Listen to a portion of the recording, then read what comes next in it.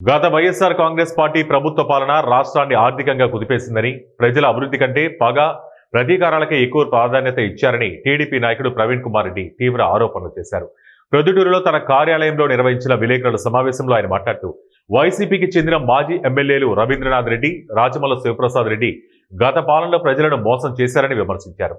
రాజమల్ల శివప్రసాద్ రెడ్డి పగ అంటున్నారు, కానీ ప్రజాస్వామ్యంలో పగతో కాదు, పోటీ చేసి గెలిచి చూపించాలి. అభివృద్ధి చేయకపోతే ప్రజలు తిరస్కరిస్తారు. ప్రజలపై పగ ఉండటం ఏమిటని ఆయన ప్రశ్నించారు. జగన్ ప్రభుత్వం అధికారంలో ఉన్నప్పుడు అభివృద్ధి కన్నా వ్యక్తిగత పగ్గాలకే ఎక్కువ ప్రాధాన్యత ఇచ్చింది. ఇప్పుడు అదే వైఖరిని వైసీపీ నేతలు కొనసాగిస్తున్నారని విమర్శించారు. ప్రతి ఇంటికి డబ్బులు పంపించడం అభివృద్ధి కాదు, ప్రజలు అప్పుల్లో మునిగిపోయారు. వైసీపీ పాలన వల్ల రాష్ట్రం తలకిందులైంది.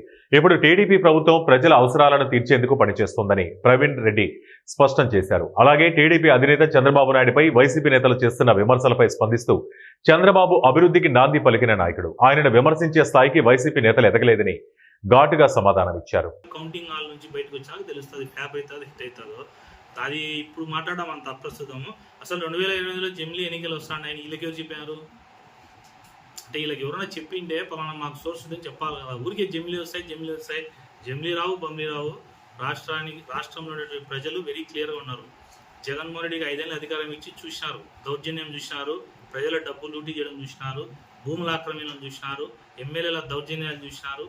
తర్వాత వైఎస్ఆర్ కాంగ్రెస్ పార్టీకి ఫ్యాన్కు ఓటేసే మన కుంభ కూడా ఉండదు అని చెప్పి డిసైడ్ అయ్యి ప్రజలు అంత మెజార్టీతో సీట్లు ఇచ్చారు. ఇప్పుడు పరిపాలన చక్కగా ఉంది. ఎక్కడ ఉదాహరణ నేను పొద్దుటూరునే చెప్తాను. నా మీద రాజ్యాంగంలోసారి 17 కేసులు పెట్టాడు. ఇదే చంద్రబాబు నాయుడు గారు జగన్కు ఉండే తేడాది. చంద్రబాబు నాయుడు గారు కన్నా అంటే 17 కేసులు కాదు, ఒకటే కేసులో రాజ్యాంగ రెడ్డి బయటికి రాకుండా కూడా మేము దొంగ కేసులు పెట్టగలం, మా దగ్గర అధికారం ఉంది.